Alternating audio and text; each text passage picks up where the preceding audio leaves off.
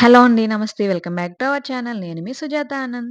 రవ్వ లడ్డు ఎప్పుడు చేసినట్టు కాకుండా, ఈ విధంగా ఒకసారి ట్రై చేసి చూడండి. జ్యూసీగా చాలా బావుంటుంది టేస్ట్ అయితే. ఫస్ట్ ఒక బౌల్ తీసుకొని, దానిలోకి 1 కప్ బొంబాయి రవ్వ తీసుకోవాలి. హాఫ్ కప్ తురిమిన పచ్చి కొబ్బరిని తీసుకోవాలి. ముప్పావు కప్పు కాచి చల్లార్చిన మీగడ పాలు తీసుకోవాలి. ఇవి 3 ఒక్కసారి మిక్స్ చేసుకోవాలి. ఈ విధంగా ఈ మిశ్రమాన్ని మొత్తం మిక్స్ చేసి కాసేపు పక్కన పెట్టేసుకొని నాననివ్వాలి కాసేపు. ఈలోపు మనం స్టవ్ ఆన్ చేసి బాండీ పెట్టేసుకొని, ఒక 2 స్పూన్స్ నెయ్యి యాడ్ చేసుకొని, జీడిపప్పు, కిస్మిస్ ఇంకా మనకు నచ్చిన డ్రై ఫ్రూట్స్ వేసుకోవచ్చు.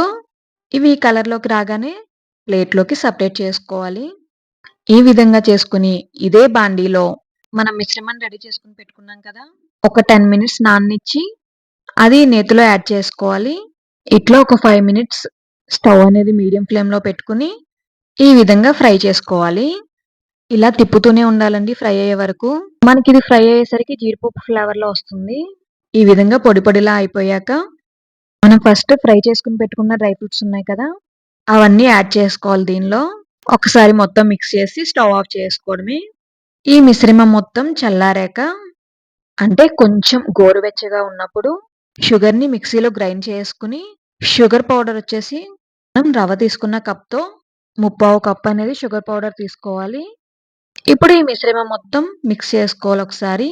ఈ షుగర్ పౌడర్ అనేది రవ్వలో మొత్తం కలిసేలాగా గోరువెచ్చగా ఉన్నప్పుడే వేసుకోవాలండి షుగర్ పౌడర్ అనేది. అంతేనండి. ఇంకా లడ్డూల్లా చేసుకోవడమే. చూసారు కదా! జ్యూసీగా ఎలా ఉన్నాయో రవ్వ లడ్డు. టేస్ట్ కూడా చాలా బా వస్తుంది. ఒకసారి ట్రై చేయండి ఇలా. రెసిపీ నచ్చితే ఛానెల్‌ని సబ్స్క్రైబ్ చేసుకోవడం మర్చిపోకండి. అండ్ బెల్ ఐకాన్‌ని క్లిక్ చేయండి. మీకు నచ్చిందని ఆశిస్తున్నాను. లైక్ చేయడం మర్చిపోకండి. వీడియోని వాచ్ చేసినందుకు థాంక్ యూ సో మచ్.